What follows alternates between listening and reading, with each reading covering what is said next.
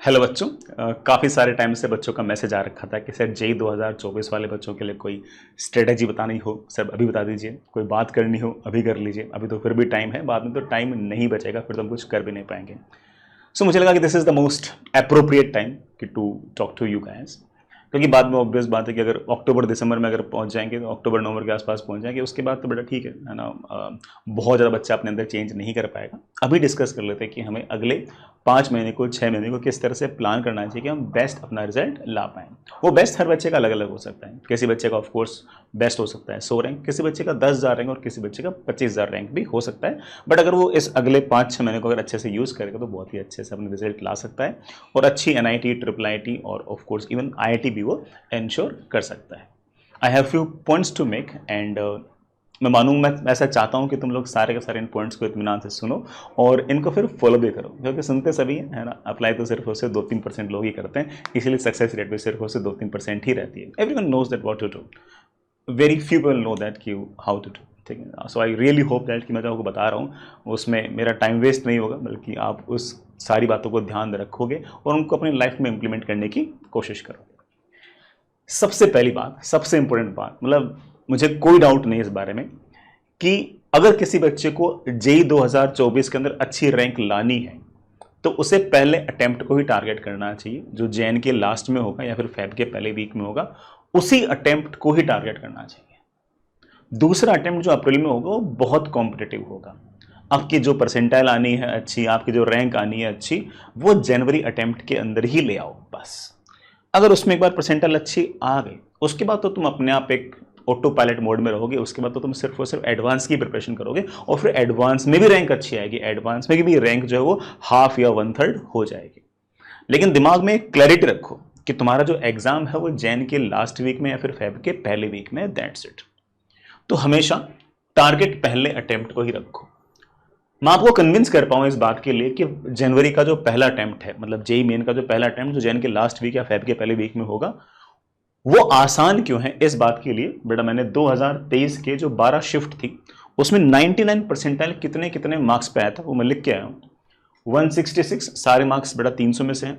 1666, 163, 168, 189, 168, 164, 168, 175, 155, 175, 192 और 189। Of course depending on कि shift कितना इजी था कितना टफ था। 192 जो मार्क्स थे ये ऑफ कोर्स बड़ा आपके हाईएस्ट थे, और जो लीस्ट मार्क्स थे जैसे कि आप देख पा रहे हो दैट इज आई थिंक 163। इन सब का जो एवरेज है वो 172 मार्क्स है। रफली मैं ऐसा कह सकता हूं कि किसी बच्चे ने अगर 195 मार्क्स अगर ले आया अगर वो इस साल जो जेई 2024 के अंदर, तो मेरे हिसाब से वो 99 परसेंटाइल बड़े आराम से आ जाएगी जैन अटेम्प्ट के अंदर। अप्रैल अटेम्प्ट के अंदर 99 परसेंटाइल जो थी वो लगभग 20-25 नंबर आगे खिसक गई। तो वो जो अटेम्प्ट था, मतलब जो अप्रैल अटेम्प्ट था वो बहुत कॉम्पिटिटिव हो गया। जनवरी अटेम्प्ट लेस कॉम्पिटिटिव इसलिए है क्योंकि मोस्टली बच्चा सिलेबस कंप्लीट करके आया ही नहीं है। जो 12वीं क्लास वाला बच्चा है वो ऑफ कोर्स बेटा उसके अंदर लगा हुआ है किसके अंदर, लैब रिपोर्ट वगैरह बनाने के अंदर, और जो ड्रॉपर वाला बच्चा है वो सिलेबस कंप्लीट नहीं करके बैठा। तो इस केस में कंपटीशन कम रहता है, और कंपटीशन कम रहता है तो अच्छी परसेंटाइल लाने का सबसे बढ़िया अगर कोई जुगाड़ है तो वो सिर्फ और सिर्फ बेटा अपना जैन अटेम्प्ट ही है। तो आई स्ट्रांगली रिकमेंड कि बेटा तुम जैन अटेम्प्ट पर फोकस रखो। उसमें अगर 99 परसेंटाइल आ जाए या इवन 98.5 परसेंटाइल अगर आ जाए तो उसके बाद के सारे समय को एडवांस को दो, क्योंकि जेई मेन में तो बड़ा मान लो किसी बच्चे के 98.5 आ गए तो वो अगले अटेम्प्ट में 98.5 को 98.6 करने में बहुत जोर आएगा। उतना जोर अगर एडवांस में लगा दो तो एडवांस में रैंक बेटर हो जाएगी, क्योंकि सेकंड अटेम्प्ट जो वो बहुत कॉम्पिटिटिव होता है। तो उसके बाद सारा समय सिर्फ और सिर्फ एडवांस के लिए लगाओ। पहला पॉइंट बताइए and I am really convinced, ठीक है, मुझे कोई डाउट नहीं इसके अंदर, तुम्हें भी नहीं होना चाहिए। ठीक, दूसरी बात कि भाई जैन अटेम्प्ट के अंदर अगर अच्छे से एग्जाम देना है तो ऑब्वियस बात है कि जैन अटेम्प्ट से पहले बेटा पूरा सिलेबस कंप्लीट होना चाहिए। तो सारा का सारा जो ध्यान है वो सिलेबस कंप्लीशन पे रखो कि मेरा सिलेबस कंप्लीट हो जाए, बढ़िया तरीके से मेरा सिलेबस कंप्लीट हो जाए, और एटलीस्ट 10 जनवरी से पहले पहले सिलेबस कंप्लीट हो जाए। जो 12वीं क्लास वाला बच्चा है वो तो कोशिश करे कि 20 दिसंबर या इवन 30 दिसंबर तक की सिलेबस कंप्लीट हो जाए। जो ड्रॉपर बच्चा है वो 10 जैन तक तो कोशिश करे कि उसका सिलेबस कंप्लीट हो जाए, और उसके बाद सिर्फ और सिर्फ टेस्ट देना और जो रिविजन करना है वही काम बचे। सिलेबस कंप्लीशन जितना हो पाए उतना अच्छा है, 80% हो पाए, 90% हो पाए, कोई बात नहीं, 80% से भी काफी तक काम बन जाता है। 80% या उससे ज्यादा अगर सिलेबस कंप्लीट है, इट मींस दैट कि हम मतलब अच्छे खासे स्कोरिंग जोन के अंदर है। और अगर 100% सिलेबस कंप्लीट हो रहा तो और भी अच्छी बात है।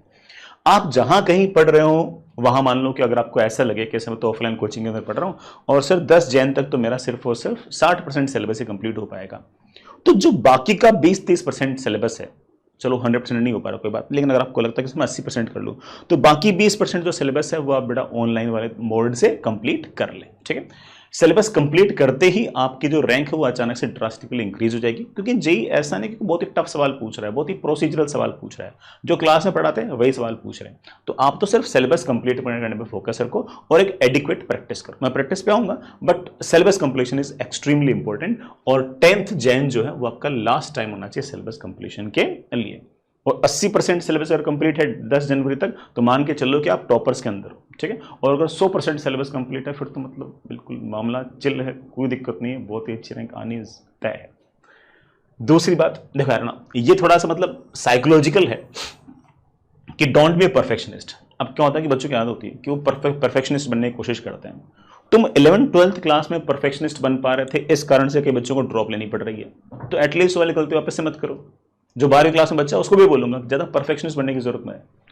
तुम तो सिर्फ और सिर्फ सोचो कि ना जेई मेन क्या पूछ रहा है, जेई मेन में जिस तरह के सवाल पूछ रहे हैं एक बार अगर तुम वहां तक भी कंप्लीट करके वहां तक की प्रैक्टिस करके अगर जेई मेन का एग्जाम देने जा रहे हो तो इसका मतलब तुम अपने टाइम का बहुत एफिशिएंट यूज कर रहे हो और तुम्हारी रैंक अच्छी आएगी। यूं नहीं कि ना हर चैप्टर के अंदर कुरत कुरत के अंदर बैठ बैठ के ना भयंकर भयंकर सवाल कर रहे हो, भयंकर भयंकर बातें कर रहे हो और सिलेबस कंप्लीट नहीं कर पा रहे, ऐसा मत करना। जैसे मान लो लेट से फॉर एग्जाम्पल के लिए बोल रहा हूं कि लेट से कि फिजिक्स के अंदर 25 चैप्टर है। ठीक है, एक बच्चा है, बच्चा ए है, जो उन 25 चैप्टर में से सिर्फ 15 चैप्टर कर रहा है, लेकिन परफेक्ट कर रहा है, बिल्कुल परफेक्ट कर रहा है। मतलब उस 15 चैप्टर के मान के चलो कि ना वो एक्स्ट्रा एज भी लगा रहा है, इरोडो भी लगा रहा है, ठीक है, एडवांस लेवल के सवाल भी कर रहा है, भयंकर तरीके से कर रहा है। बच्चा बी है जो 25 के 25 चैप्टर कंप्लीट करके जा रहा है, लेकिन वो परफेक्शनिस्ट नहीं है। उसने सिर्फ और सिर्फ सिंगल चॉइस क्वेश्चन कर लिए, इंटीजर टाइप कर लिए, बेसिक सवाल कर लिए, बेसिक बातें आती है, फॉर्मूला अप्लाई करना आता है, उसने सिर्फ और सिर्फ बेसिक पढ़ाई कर रखी। दोनों ने समय बराबर लगाए, लेकिन इसने 15 चैप्टर में परफेक्शन हासिल करने की कोशिश की है और इसने 25 चैप्टर के अंदर बेसिक स्ट्रक्चर क्रिएट कर लिया। Single choice question JEE main level के सारे सवालों करने लायक बन चुका है। ऑब्वियस बात है कि ये वाला जो बच्चा है ना, ये इस बच्चे को जेईई मेन के अटेम्प्ट में भयंकर तरीके से पछाड़ेगा। अब आपके मन में ये डाउट है कि सर ये जेईई मेन में पछाड़ देगा तो क्या ये वाला बच्चा एडवांस में पछाड़ेगा? नहीं, सुनो तो इस बात को। होगा क्या कि जेईई मेन के पहले अटेम्प्ट में इस बच्चे के परसेंटाइल आएगी लेट्स से 99.2। ठीक है, इस बच्चे की परसेंटाइल आएगी लेट्स से 97। ऐसी आनी है और क्या बाकी, क्योंकि बेटा 10 चैप्टर छोड़ के गया, 40% सिलेबस तो छोड़ के चला गया, तो कहां से आ जाएगी बेटा इसकी 99 परसेंटाइल। अब जैसे इस बच्चे का 97 परसेंटाइल आएगी ना, अब ये फंस गया।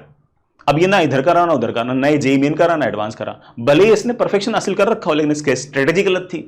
अब क्या करेगा कि अगले 2 महीने तक ये रीचता रहेगा, परेशान होता रहेगा, और अब क्या करेगा कि किस तरह से बस जेईई मेन के सेकंड अटेम्प्ट में नंबर अच्छे आ जाए, नंबर अच्छे आ जाए, और वहां फाइट मार के इसकी हालत और खराब होगी। क्यों हालत खराब होगी? अगले अटेम्प्ट के अंदर तो कॉम्पिटिशन बहुत भयंकर तरह से टफ है। तो ये वाला जो बच्चा है भले इसने परफेक्शन हासिल नहीं किया, लेकिन अब ये क्लियर हो चुका है इसको कि भाई मैं जेन अटेम्प्ट दे चुका हूं, अगले जो मेरे पास 5 महीने या 4.5 महीने वो सिर्फ और सिर्फ एडवांस के लिए ही है। वो कर लेगा परफेक्शन हासिल भाई, वो परफेक्शन हासिल कर लेगा, वो कर लेगा, उसका मैनेज, उसका काम हो जाएगा। ये वाला बच्चा फंस गया, इसको लग गया कि सर 97 परसेंटाइल है सर, मेरे तो 31,000-32,000 रैंक आ रही है, 31-32,000 रैंक को मैं कैसे 10,000 के अंडर लेके आऊं। तो ये एडवांस तो इसके दिमाग से निकल चुका है। अब ये भागेगा किसकी तरफ? जेईई मेन की तरफ। अब ये जेईई मेन की तरफ भागेगा और जेईई मेन में अप्रैल अटेम्प्ट में अच्छा करने की कोशिश करेगा, और अप्रैल अटेम्प्ट के अंदर वैसे कंपटीशन भयंकर तरह से टफ होने वाला है, और बहुत भयंकर तरीके से मेहनत करके भी ये 98 परसेंटाइल ही ला पाएगा। अच्छे अपने मार्क्स के अंदर अच्छा खासा जंप लाने के बाद भी 98 परसेंटाइल ला पाएगा। और ऐसा नहीं मैं रैंडमली बोल रहा हूं, हर साल ऐसा होता है। बच्चों के नंबर बढ़ जाते हैं 50-50 और परसेंटाइल बढ़ती है 1, ये 98 परसेंटाइल आएगी, और इस बच्चे ने कम मेहनत करके 99 परसेंटाइल ला चुका है। अब ये बच्चा हताश है। ठीक है, तो और जब जैसे अप्रैल अटेम्प्ट आया ना, तब तक ये वाला बच्चा भी एडवांस की पढ़ाई करके लगभग एडवांस के टॉपिक के अंदर भी लगभग इस बच्चे के आसपास आके बैठ चुका है, और इसने एनआईटी IIIT में अपनी सीट भी सिक्योर कर ली है। तो मैं बहुत ही क्लियरली बोल रहा हूं और सब बच्चों को बोल रहा हूं कि आप अपने मन के अंदर यही स्ट्रेटेजी रखें जो मैंने कही है। ठीक है, कि सिलेबस में ज्यादा टॉपिक्स कंप्लीट करना ये प्राइम चीज है। परफेक्शनिस्ट बनने की कोशिश ना करें, परफेक्शनिस्ट बनने के चक्कर में निपटोगे, निपटना नहीं है ना, निपटना नहीं। तो नेक्स्ट क्या ना भाई, अच्छा हाँ, ये इसी का पॉइंट है, अगला point, it is not JEE main plus JEE advance, it is JEE main and then JEE advance. इसलिए तुम तो जेई मेन जैन अटेम्प्ट के अंदर ही निपटा दो। अगर तुम जैन अटेम्प्ट के अंदर जेई मेन में अच्छा स्कोर नहीं कर पाए तो अप्रैल तक खिंच जाएगा, अप्रैल तक खिंच जाएगा तो एडवांस वैसे हमारा खराब चला जाएगा। तो this is not JEE main plus JEE advance, it is JEE main and then JEE advance. Sir इसमें मेरे पढ़ने में क्या अंतर आएगा? पढ़ने में अंतर आएगा कि तेरे को सवाल करते वक्त ध्यान रखना है कि तुझे सिर्फ एक्सरसाइज 1 करनी है। एक्सरसाइज 1 मतलब आपकी जो भी इंस्टीट्यूट है उसके सबसे पहले वाली शीट करनी है, सबसे पहले वाली एक्सरसाइज करनी है, जिसमें सिंगल चॉइस क्वेश्चन होंगे और इंटीजर टाइप सवाल होंगे, और सिर्फ पीवाईक्यूज करने हैं। और वो भी पीवाईक्यू बेटा सिर्फ और सिर्फ कौन से 2019 से लेकर 23 तक, ना उससे पहले के 2019 से पहले की पीवाईक्यूज करने की कोई आवश्यकता नहीं, सिर्फ ये करना है। और ये भी सारे सवाल नहीं कर पाओगे। अब मान लो कि वर्क पावर एनर्जी के अगर मैं 2019 से लेकर 23 तक अगर सवाल काउंट करूंगा तो मिल जाएंगे 250 मिल जाएंगे। बच्चा 250 सवाल थोड़ी कर लेगा, तो उसमें से अच्छे अच्छे सवाल छांट के सिर्फ और सिर्फ वो कर लो। जितने भी कंपटीशन के बच्चे हैं उनको हमने बेटा एक बुकलेट भेज रखी है जेईई मेन की, उसमें हमने क्या किया कि सारे के सारे जितने बढ़िया सवाल थे ना प्रीवियस ईयर क्वेश्चन के, वो हमने अलग से बुकलेट में डाल रखी है। आप तो सिर्फ और सिर्फ वो बुकलेट करो, आप तो जेईई मेन की वो वाली बुकलेट करो और मस्त रहो, ठीक है।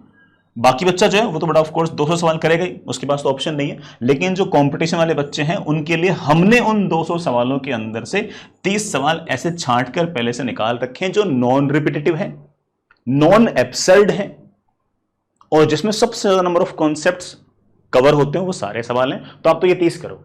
इनको 30 को करने से बच्चा उतना ही सीखेगा जितना 200 करने से सीखा। तुम 200 में क्यों टाइम वेस्ट कर रहे हो? तुम सिर्फ 30 करो, बस मस्त रहो।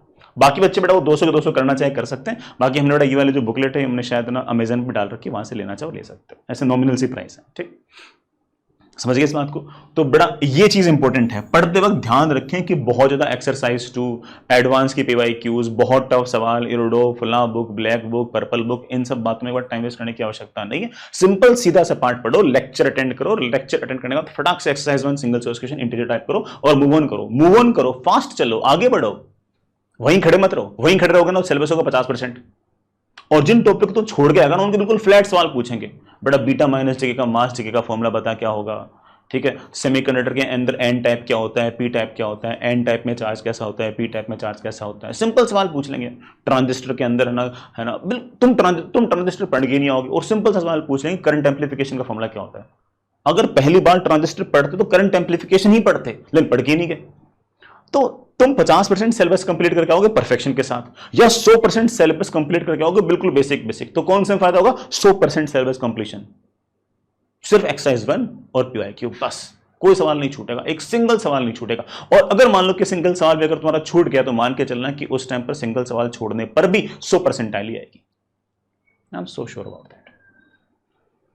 अगली बात कि यार दिन में ना एटलीस्ट बोल रहा हूं बेटा 10 घंटे मन लगाकर पढ़े, जिसमें 5 घंटे में मान के चलता हूं कि इंस्टीट्यूट के हो गए और 5 घंटे खुद के हो गए। कई बच्चे इसको एक्सटेंड करके 11-12 तक भी ले जा सकते हैं, ले जाएं, लेकिन ध्यान रखें इस बात का 11-12 घंटे तक पढ़ाई तभी करें जब तुम्हारा मन लग रहा हो। यूं नहीं कि सिर्फ स्ट्रेच करने के लिए, कि कोई पॉइंट प्रूव करने के लिए कि अच्छा 12 घंटे पढ़ता हूं मैं, तो यूं नहीं। You should feel awake, you should feel sharp, you should feel focused, सिर्फ तभी पढ़ें। मुझे ऐसा लगता है कि बच्चा कोई अगर 5 घंटे इंस्टीट्यूट जाता है और 5 घंटे घर पर बड़े आराम से फोकस के साथ, इंटेंसिटी के साथ, शार्पली 5 घंटे और पढ़ लेता है, बहुत है। लेकिन कोई बच्चा कहता है कि सर मैं 2 घंटे और एक्स्ट्रा पढ़ पा रहा हूं और मैं उतना ही शार्प, उतना ही फोकस्ड हूं, सब 12 घंटे पढ़ लूं, बिल्कुल पढ़ लो। लेकिन ये मत करना कि 10 घंटे तो शार्पली पढ़ लिया, फिर 1 घंटे 2 घंटे स्ट्रेच कर रहे हो लेकिन यू आर फीलिंग स्लीपी, ऐसे मत करना। कोई बात नहीं, सो जाओ, कोई इशू नहीं है। 10 घंटे की पढ़ाई से जो होना होगा हो जाएगा। जिस तरह से मैंने चीजें कंप्लीट करने के लिए कहीं, अगर उस तरह चीजें अगर कंप्लीट करोगे ना तो 10 घंटे बहुत है। परफेक्शन हासिल करने की कोशिश करोगे तब चाहिए 15 घंटे। तो जैसे मैंने कहा है वैसे करने के लिए 15 घंटे चाहिए नहीं है, और जैसा मैंने कहा उससे रैंक आएगी, मैं तय हूं, मतलब मुझे बिल्कुल श्योरिटी इस बार में। जैसे मैंने कहा वैसे करोगे तब आएगी रैंक, तो तुम कुछ भी सोच लो, ठीक है। तो है ना 10 घंटे की पढ़ाई अच्छी है ना, 10 घंटे से कम नहीं होनी चाहिए बेटा, किसी भी ड्रॉपर बच्चे की 10 घंटे से कम पढ़ाई नहीं होनी चाहिए, मैं पहले बोल रहा हूँ। कुछ कुछ बच्चे बेटा इसमें +1 आवर कर लेते हैं क्योंकि उनका खाना पीना अच्छा होता है, स्वास्थ्य अच्छा होता है, माइंडसेट अच्छा होता है, तो 1 घंटे एक्स्ट्रा और ऐड कर सकते हैं, कोई इशू नहीं है। लेकिन 1 घंटे एक्स्ट्रा ऐड करने के चक्कर में स्लीपी फील नहीं करना, नींद के साथ कोई भी कॉम्प्रोमाइज मत करना, स्वास्थ्य के साथ कॉम्प्रोमाइज मत करना, ठीक है। इस सारी की सारी पढ़ाई में कम से कम एक समय ऐसा आना चाहिए जब तुम लगातार 3 घंटे पढ़ो। मैं बहुत स्ट्रांगली बोल रहा हूं इस बात को, कम से कम दिन में एक बार ऐसा होना चाहिए जब तुम 3 घंटे लगातार बैठकर पढ़ो, उठो ही नहीं, इवन वॉशरूम जाने के लिए ना उठो। मतलब जब तुम 3 घंटे बैठने के लिए पढ़ो, मतलब 3 घंटे जब पढ़ो उससे पहले तुम वॉशरूम जाके आ जाओ, अपनी टेबल कुर्सी पर सारा सामान लेके बैठ जाओ, सारे सवाल लेके बैठ जाओ, सारी बुक्स लेके बैठ जाओ, सारी शीट डीपी लेके बैठ जाओ। उठो कब? 3 घंटे बाद। ऐसा मैं नहीं कर रहा हूं, मोस्टली टॉपर ये कहेंगे कि हम 3 घंटे 3.25 घंटे लगातार बैठते ही बैठते थे, सारे टॉपर ही बोलेंगे वाली बात। फर्जी बातें बाकी कि 1 घंटे बैठे फिर उठे, 1 घंटे बैठे फिर उठे। 1 घंटे बैठकर जब भी तुम उठते हो तो तुम 5 मिनट का ब्रेक नहीं लेते हो, तुम 1 घंटे का ब्रेक लेते हो। 1 घंटे पढ़ते हो फिर 1 घंटे ब्रेक, फिर 1 घंटे पढ़ते हो फिर 1 घंटे ब्रेक। एक्चुअल एग्जाम 3 घंटे का देना है तो वो कंसंट्रेशन तभी आ पाएगी, हमारी बॉडी, हमारा माइंड, हमारा साइकिक 3 घंटे तक लगातार बढ़िया तरीके से काम करने के लिए तैयार तभी होगा जब हम उसको लगातार 3 घंटे काम कराने के लिए एक्सरसाइज करेंगे। सो ठान लो इस बात को कि तुम लगातार 3 घंटे बैठोगे। हाँ, हो सकता है कि पहले दिन 3 घंटे ना बैठा जाए, 2 घंटे बैठो कोई दिक्कत नहीं, अगले दिन 2 घंटे 5 मिनट बैठो, अगले दिन 2 घंटे 10 मिनट बैठो, अगले दिन 2 घंटे 11 मिनट बैठो। ऐसे करते करते उसे 3 घंटे के आसपास लेकर जाना ही पड़ेगा। और जो बिल्कुल ये सोचता हूं कि मुझे ऊपर की 1000 रैंक चाहिए, 3 घंटे 15 मिनट बैठो ही बैठो, और उस 3 घंटे 15 मिनट के अंदर सवाल करो ही करो, तुम्हारी 1000 रैंक कोई तुमसे छीन ही नहीं सकता, तय बात। लेकिन 3 घंटे बैठो, मान लो मेरी बात, बैठो, फर्क पड़ेगा, ठीक है। अगर तुम 3 घंटे बैठने की आदत पड़ गई ना, फिर एग्जाम में 3 घंटे तुम्हें बहुत कूल लगेंगे। वरना तुम एक्चुअल एग्जाम में सोचो कि एक्चुअल एग्जाम में 3 घंटे का जो पेपर होता है ना, उसमें पहले 1 घंटे में नंबर आते हैं x, फिर अगले 1 घंटे में नंबर आते हैं 0.7x, और लास्ट के 1 घंटे में सबसे ज्यादा सिली मिस्टेक होती है और नंबर आते हैं 0.5x। लास्ट के 1 घंटे में नंबर सबसे कम क्यों आए? वो इसलिए क्योंकि हमारा दिमाग, हमारी बॉडी लगातार 3 घंटे बैठने के लिए काबिल ही नहीं है। तो तुम्हें काबिल बनाना पड़ेगा ना उसको यार, तुम्हें अपनी बॉडी को, अपने दिमाग को ट्यून करना पड़ेगा, तुम लगातार 3 घंटे बैठ सको। तो 3 घंटे बैठना ही बैठना है, और बल्कि मैं तो कहूंगा +15 मिनट्स। बाकी सारी बातें फर्जी हैं, 1 घंटे बैठो, ये उठो, पागल। 3 घंटे लगातार बैठो, अच्छी नींद लो, अच्छा खाओ पियो, 10 घंटे पढ़ना है, 5 इंस्टीट्यूट में 5 बाहर, 1 घंटा और स्ट्रेच कर सको कर लो। उस बड़ा पूरे 10 घंटे के अंदर एक टाइम ऐसा होना चाहिए क्लास के अलावा ऑफ कोर्स, जिसमें तुम 3 घंटे लगातार बैठकर पढ़ो ही पढ़ो, कोई इशू नहीं। उसके बाद का जो 2 घंटा तुम कैसे यूज कर लो, लेकिन एक बार 3 घंटे लगातार बैठना है, ठीक। नेक्स्ट इज हमेशा रेगुलरली रिवाइज करें, जब जब मौका मिले रिवाइज जरूर करें। इसमें बच्चों का ये डाउट आता है कि ना सर रिवाइज कब, मतलब रिवाइज में क्या करें। अब कोई बच्चा क्या सोचता है कि सर रिवीजन में जितना आपने आज तक पढ़ा है सारे सवाल वापस से करूं, पागल है क्या? सारे सवाल वापस से होते हैं क्या? तुम सारी चीजें नहीं पढ़ सकते, सारी चीज लिख नहीं कर सकते। मान लो कि अगर मुझे वर्क पावर एनर्जी का रिवाइज करना है, फॉर एग्जाम्पल बोल रहा हूं, तो ऑब्वियस बात है कि ना मैं सारी चीजें, सारे सवाल वापस शुरू कर लूंगा, लेकिन मैं बेसिक बातें लिख लूंगा कि यार सर ने बताया था कि dw=f.ds, F वो फोर्स जिसका वर्डन निकालना है, ds जो है this is displacement of point of application of force. फिर अगला पॉइंट लिख लूंगा कि अगर फोर्स कांस्टेंट है तो वर्डन इज F.s, या फिर फोर्स इनटू डिस्प्लेसमेंट का वो कंपोनेंट जो फोर्स की तरफ है। बेसिक बातें लिख लूंगा। वर्क एनर्जी थ्योरम क्या है कि work done by all the force equal to K final minus K initial. Basic बातें लिख लूंगा, और कोशिश करूंगा कि मैं सारे के सारी जो बातें हैं वो साइड बाय साइड लिख लूं। जब भी रिवीजन करूंगा, जब भी किसी चैप्टर को रिवाइज करूंगा, तो मैं अच्छे पॉइंट्स को लिख लूंगा। ये जो अच्छे पॉइंट्स मैंने लिखे हैं यही मेरे शॉर्ट नोट्स हैं। शॉर्ट नोट्स अलग से नहीं बनाने हैं। कोई भी पुरानी चीज रिवाइज कर रहे हैं, जब भी मौका मिल रहा है, जब भी टाइम मिल गया, मान लो आधा घंटा मिल गया, 15 मिनट मिल गया, तो कोई पुरानी चीज पकड़ी, मान लो इलेक्ट्रोसिटीज पढ़ा, और फटाफट कि यार ये इलेक्ट्रिक फील्ड के फॉर्मूले हैं यार, अच्छा ये पोटेंशियल के फॉर्मूले, अच्छा सॉलिड स्फीयर में सेंटर से दूर पोटेंशियल होता है KQ/2R³ × 3R² minus small r², small r है सेंटर से दूरी, Q है चार्ज, कैपिटल R है उसका रेडियस। फटाफट लिख लिया। ये लिखते गए, जो लिखकर सामने आया वही हमारे शॉर्ट नोट्स हैं। ये जो लिख कर याद करना है, ये बेस्ट तरीका है। लिख कर याद करने में दिमाग के अंदर सबसे बढ़िया तरीके से याद होता है। और अगर तुम रूम में अकेले हो तो कोशिश करो कि लिखते वक्त तुम बोलो भी जरूर।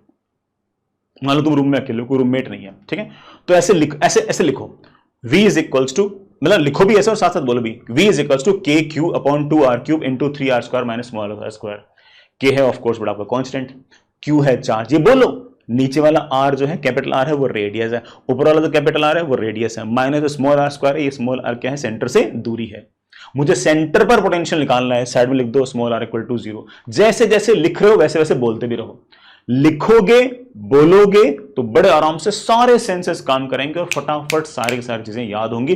तो लिख लिख कर याद करें, और जो लिख लिख कर तुमने याद किया वही तुम्हारे शॉर्ट नोट्स हैं, दैट्स इट। और जितनी बार हो सके, जितनी बार पॉसिबल हो उतनी बार लिख कर याद करें, 1 बार 2 बार 50 बार, जब कोई मौका मिल जाए।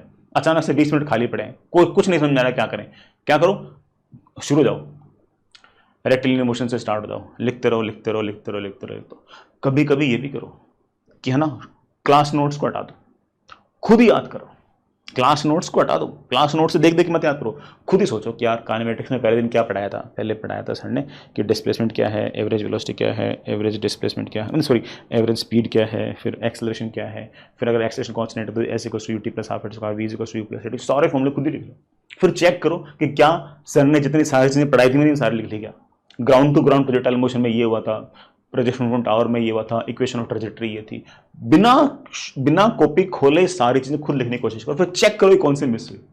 कभी कभी ये वाली एक्सरसाइज भी करो, दिमाग बहुत तेज काम करेगा, चीजें याद होना बेटर होंगी, और ये भी समझ में आएगा कि दिमाग में कौन सी बात मेरे नहीं रहती है। तो ये वाली चीज जरूर करें कि जब कभी टाइम मिले, कभी कभी ऐसा करो कि अपने क्लास नोट साइड में रख दो और उस चैप्टर में पहले लेक्चर से लेकर आखिरी लेक्चर तक क्या क्या पढ़ाया था, थ्योरेटिकली क्या क्या बात पढ़ाई थी, उसको उसी सीक्वेंस में लिखने की कोशिश करो।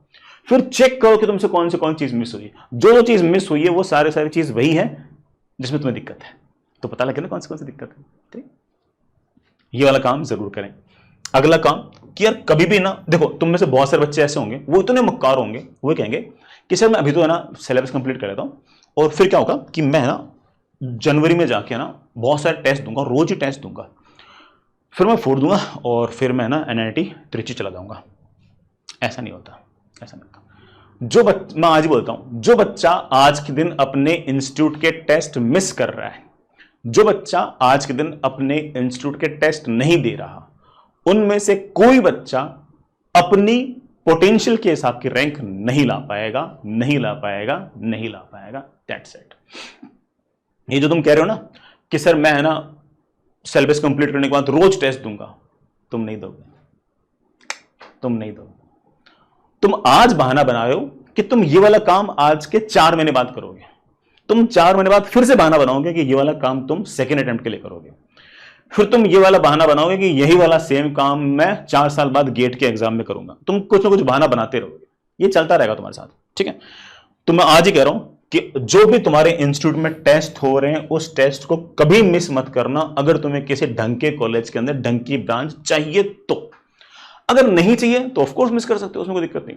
लेकिन अगर तुम्हें ढंग के कॉलेज में ढंग की ब्रांच चाहिए तो तुम टेस्ट मिस करना अफोर्ड ही नहीं कर सकते। और अगर तुम्हारा दिमाग तुम्हें यह मना रहा है कि तू पहले सिलेबस कंप्लीट कर ले, फिर बाद में ना जब सारा सिलेबस कंप्लीट हो जाएगा उसके बाद में टेस्ट दे देना, तो वो तुम्हारा दिमाग में सिर्फ वो सिर्फ बेवकूफ बना रहा है और कुछ नहीं, सिर्फ वो सिर्फ बेवकूफ बना रहा है, उसके लिए कोई बात ही नहीं। और तुम बेवकूफ बनोगे भी, बहुत सारे बच्चे ऑफकोर्स बेवकूफ बनेंगे भी। तो अच्छा समझदार बच्चों को बताना चाहिए टेस्ट देने ही देने। जैसे टेस्ट दिया, तैयारी हो ना हो टेस्ट दो। टेस्ट देने से एटलीस्ट ये तो पता लगा कि मैं बहादुर हूं, दिमाग कम है चलेगा, नंबर कम आए चलेगा, कॉन्सेप्ट्स नहीं आते चलेगा, कैलकुलेशन मिस्टेक हो रही है चलेगा, सिली मिस्टेक हो रही है चलेगा, डरपोक हो नहीं चलेगा। तो you have to face it, you have to face the exam. कोई बात नहीं है, तैयारी कम है, नंबर कम आ जाएंगे, अगली बार ज्यादा तैयार होकर जाएंगे, ज्यादा नंबर आ जाएंगे। फिर भी कोई कमी होगी तो उस कमी पे काम कर लेंगे। भाई कमी पर तो तभी काम करूंगा जब कमी पता लगेगी, और कमी तो तभी पता लगेगी तो मैं टेस्ट दूंगा। तो टेस्ट छोड़ना तो पाप है, कभी भी टेस्ट मिस करना ही नहीं है, करना ही नहीं है, करना ही नहीं है। और जैसे ही टेस्ट दो उस टेस्ट को अच्छे से एनालाइज करो। एनालाइज करने का अर्थ क्या है, सुनना। मान लो कि 300 नंबर का पेपर है, उसमें for example let's say 90 questions, मैं ऐसे एग्जांपल के लिए बोल रहा हूं। मान लो कि तुमने उस 90 सवाल के अंदर से लेट्स से तुमने 50 सवाल सही कर लिए, 40 सवाल तुमने नहीं किए। घर जाते सबसे पहले 40 सवाल करो, जो नहीं आता उसका सॉल्यूशन देख लो, लेकिन 40 सवाल करो अच्छे से, फेयर में, बढ़िया से। जैसे ये 40 सवाल करो और जैसे ये सवाल, एक सवाल मान लो पहला वाला सवाल हो गया, तो उस सवाल के आगे लिखो कि ये वाला सवाल मुझसे एक्चुअल एग्जाम में क्यों नहीं हुआ, कितना भी स्टूपिड एक्सप्लेनेशन क्यों ना हो, लिखो जरूर कि ये वाला सवाल ऐसे गलत क्यों हुआ, बस लिखो उसको जैसा भी है। फिर दूसरा सवाल गलत क्यों हुआ, फिर तीसरा क्यों गलत हुआ, फिर चौथा छोड़ा क्यों, पांचवा क्यों छोड़ा, सातवां गलत क्यों हुआ, जो भी कारण उसको लिखो और उस कारण में ट्रेंड ढूंढो कि आखिर मेरे से सवाल क्यों नहीं हो रहे। तुम्हें ट्रेंड मिल जाएगा। हर बच्चे का वो ट्रेंड अलग अलग हो सकता है। कोई कोई बच्चा ऐसा होगा जिसका ट्रेंड ये होगा कि वो सवाल पढ़ ही गलत रहा है, तो उस बच्चे को पता लग गया कि मैं सवाल पढ़ता गलत हूं, और पढ़ने की पीछे गलती क्या है वो थोड़ा सा हल्का सा एनालाइज करेगा तो उसे पता लग जाएगा कि बहुत सारा बच्चा इसलिए गलत पढ़ता है कि वो फास्ट करने की कोशिश करता है। तो उसे पता लग गया कि सवाल पेपर फास्ट करने की जरूरत नहीं है, पेपर में 10 सवाल टफ आते आते हैं, उनको छोड़ दो, उनको छोड़ दो। उन 10 सवाल जो टफ हैं, जो टाइम टेकिंग है, उनको छोड़ दिया तो बाकी सारे जो सवाल है उनको करने के लिए बहुत टाइम है, कोई दिक्कत नहीं, उनको टाइम दो, उसमें हो जाएगा। सारे के सारे सवाल करने की कोशिश करूंगा ना तो पेपर में फास्ट करने की जरूरत है। 10 toughest question, 10 most absurd question, 10 सबसे ज्यादा कैलकुलेशन वाले सवाल अगर छोड़ दिए फिर सारा पेपर बिल्कुल आसानी से हो जाता है। तो सारा समय उनको दो, वो धीरे धीरे प्रैक्टिस के साथ आएंगे, ऐसे नहीं कि अचानक से आ जाएगा, लेकिन वो धीरे धीरे जो बच्चा इस तरह के कॉन्शियस एफर्ट्स मारेगा उसको धीरे धीरे समझ में आना स्टार्ट हो जाएगा। सवाल देखते पता लग जाएगा कि ये वाला सवाल हो जाएगा, ये वाला नहीं होगा। जो नहीं हो रहा पटाख से जोड़ दो, कोई दिक्कत नहीं है। उस सवाल को छोड़ना ही स्कोर करने के बराबर है, उस सवाल को छोड़ना ही मुझे एनआईटी त्रिची पहुंचाएगा। करना मुझे हो सकता है कि एनआईटी त्रिची ना जाने दे, लेकिन छोड़ना मुझे एनआईटी त्रिची पहुंचा देगा। तो ये एनालिसिस हमेशा करो और हमेशा चेक करो कि जो आपके सवाल गलत हुए उनके पीछे क्या कारण है, और उन कारणों पर वर्क करो, उन कारणों को लगातार देखो, समझो, लिखो। क्योंकि हर बच्चे की परेशानी अलग अलग है, हर बच्चे की स्थिति अलग अलग है। तो कोई जनरल बात नहीं बोल सकते कि अरे यार ना ये वाली स्ट्रेटेजी सब पे काम करती है, सब पे काम नहीं करती। हर बच्चे की स्थिति अलग, हर बच्चे की परेशानियां अलग। तो तुम्हें क्या परेशानी है, तुम किस जगह फंस रहे हो, तुम्हारे नंबर क्यों नहीं आ रहे, उसका एक बेसिक कारण है। वो कारण कौन बताएगा? गुरुजी कैसे बता देंगे? गुरुजी तो एक जनरल बात बताएंगे कि हाँ भाई जिन बच्चों के नंबर नहीं आते उनमें ये वाली कमियां होती हैं। अब तू छाट ले तेरे में कौन सी कमी है। तुम अगर पेपर को एनालाइज करोगे तो तुम्हें एग्जैक्टली पता लग जाएगा कि तुम्हें क्या कमी है। ढंग से एनालाइज तो करो, 2 पेपर 3 पेपर 4 पेपर लगातार एनालाइज तो करो। जैसे तुम 3-4 पेपर लगातार एनालाइज करोगे तुम्हें पता लग जाएगा कि हाँ ये वाली गलती मेरे से लगातार रिपीटेटिवली हो रही है, और उनको ठीक करने के लिए मुझे क्या करना है, उसमें गुरुजी से बात कर लो। गुरुजी बता देंगे कि बेटा देख एक काम कर, तू बहुत सिली मिस्टेक कर रहा है, कैलकुलेशन मिस्टेक कर रहा है, बेटा तो जल्दबाजी करता है क्या? तो हाँ जल्दबाजी करता हूँ। तो एक काम क्या कर, पेपर में जो सवाल तेरे टफ लिख दिखे ना छोड़ दिया कर, बात पहले आसान आसान निपटा। पेपर को पीसीएम में डिवाइड मत कर, पेपर को इजी मॉडरेट टफ में डिवाइड कर। सबसे पहले सारे इजी कर ले, फिर मॉडरेट कर ले, फिर टाइम मिले तो टफ कर ले, वरना छोड़ दे, तेरे नंबर वैसे ज़्यादा जाएंगे। तो गुरुजी अपने आप बता देंगे उसके लिए। ये तो मैंने एक बात बोली, और तेरी सिचुएशन के हिसाब से क्या उसका सोल्यूशन होगा गुरुजी अपने आप बता देंगे। लेकिन एटलीस्ट तेरी क्या प्रॉब्लम हो वो एग्जैक्टली प्रॉब्लम तो तू आइडेंटिफाई कर पाएगा ना यार। और वो कब आइडेंटिफाई कर पाएगा? जब तू एग्जाम देगा, एनालाइज करेगा, स्पेंड सम टाइम। और अभी वो टाइम है। अगर ये सारी की सारी चीजें अगर तू सोचे कि जस्ट एग्जाम से 20 दिन पहले तुम कर लोगे, नहीं, फिर तुम अपने आप को चेंज नहीं कर पाओगे। इसीलिए कह रहा हूं कि कोई बच्चा अगर ये सोचे कि मैं लास्ट में जाके एग्जाम दूंगा, तुम्हारा निपटना तय है, तुम्हें कोई नहीं रोक सकता। साक्षात ब्रह्मा जी भी अगर आ जाए तो वो तुम्हारी रैंक नहीं सुधार सकते। अगर तुम ये सोचते हो कि तुम लास्ट के 10 दिन में एग्जाम दोगे, लास्ट के 20 दिन में इतने सारे मॉक टेस्ट दोगे, तुम फोड़ दोगे, ना, नहीं फूटना तुमसे, कुछ नहीं होना तुमसे, कुछ भी नहीं होगा तुमसे, तय बात है।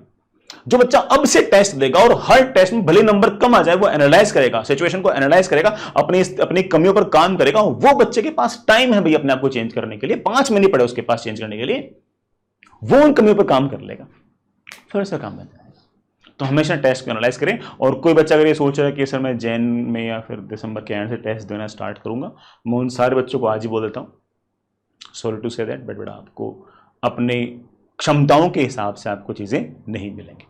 ठीक है, मेरी तरफ से इतना ही था। और अगर आपके मन में कोई और सवाल हो, कोई और बात हो, अगर तुम्हें लगता हो कि सर इस टॉपिक पर हमसे बात कीजिए, तो आप मुझे बताना, कमेंट बॉक्स में लिख देना। मैं जब भी टाइम मिलेगा, जो टॉपिक मुझे बढ़िया लगेगा उसमें आप लोगों से बात कर लूँगा। ठीक है, मेरी तरफ से इतना ही है। पढ़ाई करते रहेगा। All the very best. Bye.